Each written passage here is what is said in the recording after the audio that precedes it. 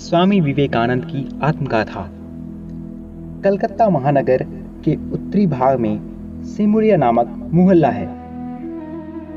इसी मोहल्ले में गौरमोहन मुखर्जी स्ट्रीट में दत्त परिवार का विशाल भवन था। संपन्न दत्त परिवार के भवन में सदा चहल पहल लगी रहती थी। यहाँ प्रत्येक पर्व उत्सव पर भीड़ जमती, प्रत्येक शुभ दिन धूम धड़ाका होता था। प्रत्येक पर्व पर खूब धूमधाम होती थी। दिल खोलकर खर्च किया जाता था। परिवार का नाम शहर तक फैला था। दत्त परिवार अत्यंत प्रसिद्ध और लोकप्रिय था। इसी परिवार के स्वामी राममोहन दत्त कलकत्ता सुप्रीम कोर्ट के नामी वकीलों में से एक थे। उनका बड़ा नाम, बड़ी शान थी। राममोहन के पुत्र दुर्गाचरण दत्त ने अपनी शिक्षा पूरी करने के बाद अपने पिता के पद चिन्हों का अनुसरण किया। वह भी वकालत करने लगे। उचित समय पर उनका विवाह बड़ी धूमधाम से संपन्न हुआ, पर पत्नी में भी उनका मन न लगा। धार्मिक ग्रंथों के पठन मनन की ओर उनका झुकाव बढ़ता गया। कलकत्ता महानगरी में देश के विभिन्न भागों से आने वाले ज्ञानी साधु महात्माओं का सत्संग और उनके साथ चर्चा उनका व्यसन बन गया।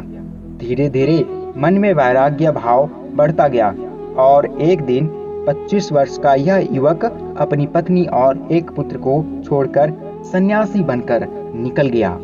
फिर उसने अपने घर परिवार की कोई सुधि न ली। उक्त सन्यासी द्वारा त्यक्त पुत्र का नाम विश्वनाथ रखा गया। बचपन में ही विश्वनाथ की मां भी चल बसी। पढ़ लिख कर विश्वनाथ अपने पिता और दादा की तरह वकील बन गए। उनकी गिनती प्रभावशाली वकीलों में होती थी। फारसी और अंग्रेजी के अच्छे जानकार थे।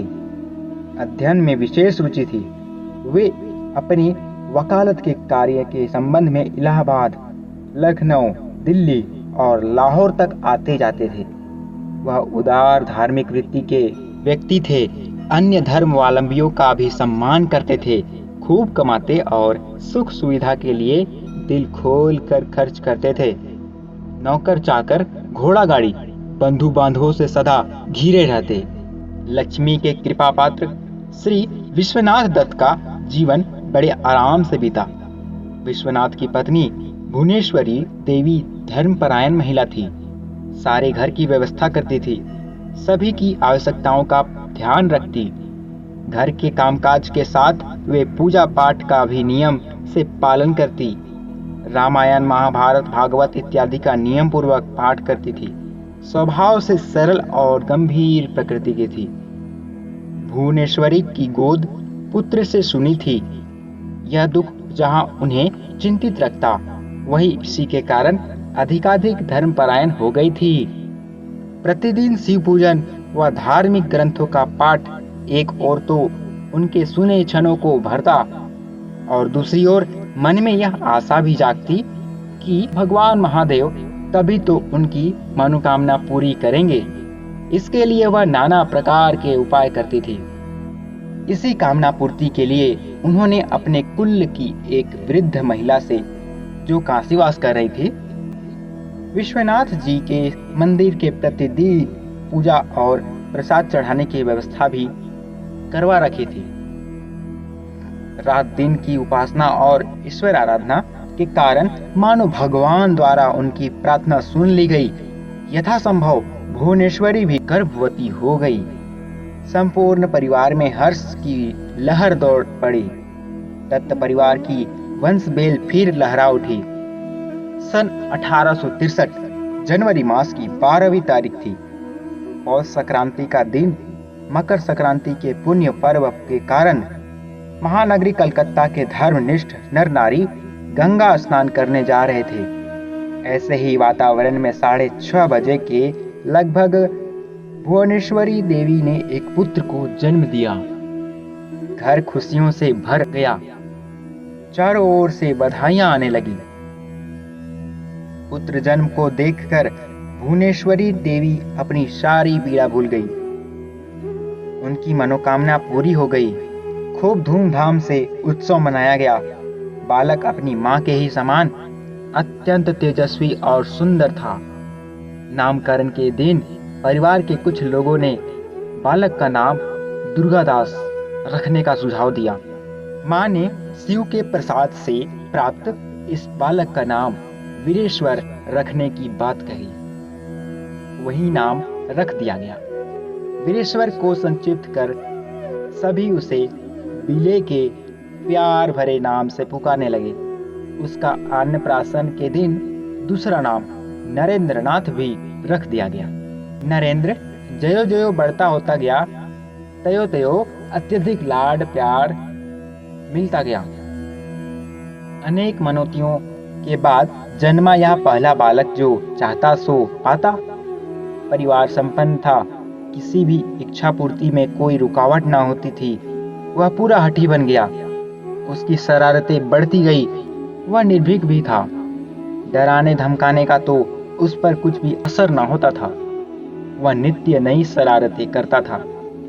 उसकी शरारतों से तंग आकर कभी कभी भुवनेश्वरी झल्ला उठती थी। मैं तो समझती थी कि यह महादेव की देन है, पर लगता है उनके गनों में से कोई भूत पिशाच मालूम पड़ता है। नरेंद्र किसी की बात नहीं मानता था। देख, अगर तू उद्यम मचाएगा तो भगवान शंकर तुझे कैलाश नहीं आने देंगे।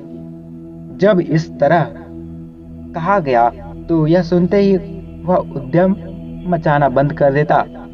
माँ को अचूक मंत्र मिल गया। जब बहुत तंग करता, शिव शिव कहकर माँ उसके सिर पर पानी के छींटे देती। इस उपाय से भी वह तुरंत शांत हो जाता था। घर में घोड़ा गाड़ी भी थी। नरेंद्र प्रतिदिन माँ के साथ गाड़ी पर बैठकर घूमने जाता। गाड़ी पर घूमना उसे खूब पसंद था। गाड़ी में बैठा नरेंद्र इधर उधर देखता जाता और हर चीज के बारे में नाना प्रकार के प्रश्न पूछता था। क्या है, क्यों है, एक के बाद एक प्रश्नों की झड़ी लगा देता। माँ उत्तर देते देते थक जाती, पर बालक का जिज्ञासु मन सदा अतृप्त अशांत बना रहता था। गाड़ी पर घूमना, आती जाती गाड़ियों को देखना उसे बहुत प्रिय था। एक दिन पिताजी ने पूछा, नरेंद्र, तू बड़ा होकर क्या बनेगा? नरेंद्र ने जवाब दिया, कोचवान। इस पर पिता को बहुत हंसी आई। तू कोचवान क्यों बनेगा? घोड़े को चलाने, बस में करने और दुनिया देखने में बड़ा मजा है। पिता मुस्कुरा उठे। उनको नरेंद्र की तीव्र बुद्धि पर प्रसन्नता के साथ साथ आश्चर्य भी हुआ। दोपहर को कुल परिवार की स्त्रियां घर में इकट्ठी होती थी और कथा वार्ता कहती सुनती थी। कभी रामायण, महाभारत और पुराणों का पाठ तो कभी कुछ और। इस अवसर पर नरेंद्र एकदम शांत रहता था और बड़े मनयोग से इन कथाओं को सुनता था। नरेंद्र बचपन से ही रूढ़िवादी विचारों को नहीं मानता था। चौके में चले जाने से भोजन कैसे अशुद्ध हो जाता है, खाना खाते समय चुप क्यों रहना चाहिए, पानी बाएं हाथ से क्यों नहीं पीना चाहिए, इस तरह के अनेक प्रश्न वह पूछा करता था। स्पष्ट है कि ऐसे अनेक प्रश्नों के समाधान कारक उत्तर उसे न मिलते थे। नरेंद्र के पिता के पास सभी जातियों के लोग मुकदमों के सिलसिले में आया करते थे। इनमें एक मुसलमान आदमी भी था। नरेंद्र उससे काफी घुल मिल गया था। नरेंद्र जब उसकी लाई हुई मिठाई भी खाने लगा तो परिवार के लोग बौखला उठे, पर उदार चेता पिता ने इसका कोई विरोध नहीं किया। नरेंद्र की समझ में नहीं आता था कि आखिर छुआछूत का मतलब क्या है। अगर कोई इसे न माने तो क्या अनर्थ होता है। यह जानने के लिए एक बार नरेंद्र ने पिता की बैठक में विभिन्न जातियों के अलग अलग रखे हुक्कों को गुड़गुड़ा कर देखा कि देखूं इसका क्या परिणाम होता है। वह हुक्कों को गुड़गुड़ा ही रहा था कि विश्वनाथ जी आ गए। उनके पूछने पर नरेंद्र ने सारी बात बता दी। घर का वातावरण बड़ा धार्मिक था, अतएव माता की देखा देखी नरेंद्र भी शिव की पूजा करने लगा। मूर्ति के सामने बैठकर आंखें मूंदकर ध्यान मग्न हो जाता था। एक दिन अचानक नरेंद्र को जाने क्या सूझा कि पूछ बैठा, माँ, तुम कई बार कहती हो कि भगवान शंकर मुझे कैलाश में वापस नहीं आने देंगे, लेकिन यदि मैं साधु हो जाऊं तब तो आने देंगे ना? माँ ने उत्तर दिया, हाँ बेटा, साधु को भला वे क्यों रोकने लगे? भुवनेश्वरी ने कह तो दिया, पर तभी उन्हें ध्यान आया कि मैं क्या कह गई।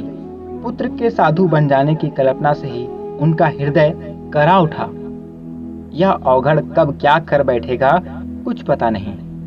एक बार जब पूजा गृह में अपने हमजोलियों के साथ ध्यानमग्न था, एक साथी ने कमरे में एक भयानक सर्प देखा।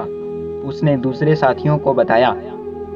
सभी साथी जान बचाकर बाहर भागे, पर नरेंद्र अडिग रहा। घर वालों को पता लगा, सभी दौड़े आए।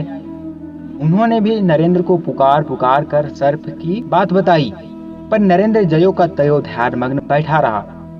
सर्प भी फन ताने पास बैठा रहा। घर के लोग इस विस्मयजनक दृश्य को देखकर चिंतित थे, पर थोड़ी देर बाद सांप अपने आप चला गया। नरेंद्र का जब ध्यान टूटा तो घर वालों से सांप की बात सुनकर उसने कहा, मुझे तो कुछ पता नहीं, मुझे तो किसी की आहट भी नहीं आई।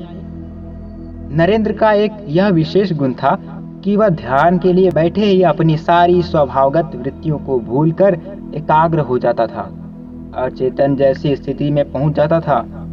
नरेंद्र अपनी आयु से अधिक बातें करता था और उसका व्यवहार किसी पौड़ से कम न था। अनेक बार अपनी चीजें साधुओं सन्यासियों को दे देता था। इस पर झिड़कियां मिलती, पर उस पर इसका कोई प्रभाव न पड़ता। वह अवसर आने पर फिर अपनी चीज किसी साधु को देते समय तनिक भी ना झिझकता। कभी कभी वह लंगोट बांधकर और शरीर में भभूत लगाकर बम बम महादेव, हर हर महादेव, जय शिव कहकर ताली बजाकर नाचने लगता। बचपन से ही नरेंद्र कुशाग्र बुद्धि वाला था। वह बड़े ध्यान से पठन पाठन भी करता था। रामायण महाभारत के अनेक प्रसंग नरेंद्र को कंठस्थ हो गए थे। बंगाल के बाउल संतों से अनेक भजन कीर्तन सुनकर ही कंठस्थ कर लिए थे। प्रायः वह तन्मय होकर बड़े ही मधुर स्वर से बाउल गीत गाया करता था।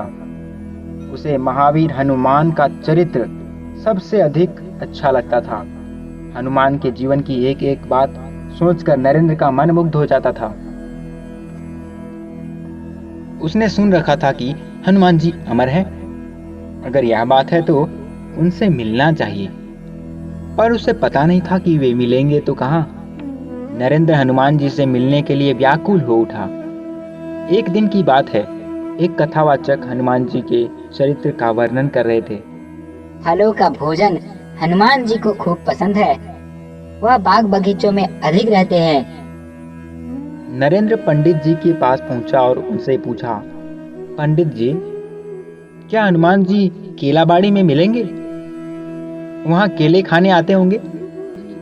पंडित जी ने टालने के भाव से यूं ही कह दिया, हाँ हाँ, अवश्य मिलेंगे। यह सुनकर नरेंद्र वहां से सीधा केलाबाड़ी चला गया और हनुमान जी को खोजने लगा। फिर वह एक जगह बैठ गया और सोचने लगा कि शायद अभी आते होंगे, पर हनुमान जी नहीं आए। अंधेरा होने पर निराश बालक घर वापस लौट आया। घर आकर सारी बात माँ को बताई। माँ ने बच्चे के विश्वास को बनाए रखने के लिए कहा, क्या पता राम जी ने उन्हें कहीं काम से भेज दिया हो, वे तो राम जी के सेवक है ना, फिर कभी देख लेना। नरेंद्र के निराश मन को तनिक संतोष मिला। कुछ दिन और केलाबाड़ी गया, पर ना मिले। तब माता ने कहा, शायद वह भगवान राम के पास गए होंगे। कब लौटेंगे? समय अधिक लग सकता है। यह सुनकर नरेंद्र मन मारकर रह गया। फिर वह केलाबाड़ी में नहीं गया। कुछ समय बाद इस बात को भूल गया। वह हर समय नाना प्रकार के प्रश्न पूछ कर उनको परेशान कर डालता था। कुछ समय बाद घर पर ही नरेंद्र की शिक्षा आरंभ हो गई, पर नरेंद्र को पढ़ाने लिखाने में गुरुजी को कठिनाई अनुभव हुई। स्वच्छंद नरेंद्र अड़ियल बन गया था। कुछ समय बाद गुरुजी समझ गए कि यहाँ कड़ाई से काम चलने वाला नहीं। उन्होंने अपनी आदत छोड़ी और बिना मारपीट के स्नेहपूर्वक पढ़ाने लगे। प्राथमिक शिक्षा घर पर ही समाप्त कर वह मेट्रोपॉलिटन इंस्टीट्यूट जाने लगे। वहाँ नए नए मित्र, नए नए खेल, खूब धमा चौकड़ी मचती थी। नरेंद्र इस बाल टोली का नेता बन गया। प्रारंभ में तो यह सब बड़ा अच्छा लगता था, किंतु जब पाठशाला का अनुशासन बढ़ने लगा तो नरेंद्र का मन विद्रोह कर उठा। नरेंद्र को तो एक आसन पर अधिक देर बैठने, एक स्थान में अधिक देर ठहरने का अभ्यास ही न था। कक्षा में बैठना पड़ता, 6 घंटे पाठशाला में काटने पड़ते। यह सब जी का जंजाल लगता। जरा सी देर बैठ जाने पर उठ खड़ा होता, फिर बाहर चला जाता। कभी खींचने पर पुस्तक फाड़ डालता। इस अनुशासनहीन छात्र से अध्यापक खींच उठे। पर कुछ समय बाद सब ठीक हो गया। नरेंद्र अनुशासन का महत्व समझ गया। वास्तव में नरेंद्र को तो डर छू नहीं सकता था। वह किसी से भी नहीं डरता था। वह भूत प्रेत से भी भय नहीं मानता था। जिद्दीपन भी उसमें था। अपनी बात पर वह अड़ जाता। वह शरीर से हष्ट पुष्ट भी था। इस कारण वह अपने हमजोलियों का सहज ही अगुवा बन गया था। वही सबका नेता था। पड़ोस में एक साथी का घर था। उसके घर में चंपा का एक पेड़ था। नरेंद्र इस पेड़ पर चढ़ जाता और जांघों की कैंची बना पेड़ की डाल को जकड़कर उल्टा झूलने लगता। एक दिन नरेंद्र इसी तरह चमगादड़ जैसा उल्टा लटका एक ऊंची डाल से झूल रहा था। घर के मालिक महाशय ने जब देखा तो डर के मारे कांप उठे। अगर यह बालक गिर पड़े तो इसका सिर फट जाएगा। बालक को डराने के लिए सोचकर उन्होंने कहा, बेटा, आगे से इस पेड़ पर कभी ना चढ़ना। इस पर ब्रह्म राक्षस रहता है। साथ ही ब्रह्म राक्षस के विकराल रूप का भी वर्णन उन्होंने किया। इसलिए अगर कोई इस पर चढ़ता है तो ब्रह्म राक्षस को क्रोध आ जाता है। नरेंद्र को चुप देखकर उन्होंने समझा बच्चे पर असर हुआ है। पर उनके जाते ही नरेंद्र फिर पेड़ पर चढ़ बैठा और साथियों से कहने लगा, आज तो ब्रह्म राक्षस को देख कर ही जाऊंगा। साथी डर गए। न बाबा, ब्रह्म राक्षस हमें मार डालेगा। नरेंद्र ने हंसते हुए कहा, अरे ये सब बातें हम लोगों को डराने के लिए कही जाती है। ब्रह्म राक्षस को आज तक किसी ने देखा भी है? इसी प्रकार समय बीतता गया। नरेंद्र का स्वास्थ्य अच्छा था। देखने सुनने में बहुत सुंदर था। लोग उसको मंत्रमुग्ध भाव से देखा करते थे। पर 14 वर्ष की अवस्था में नरेंद्र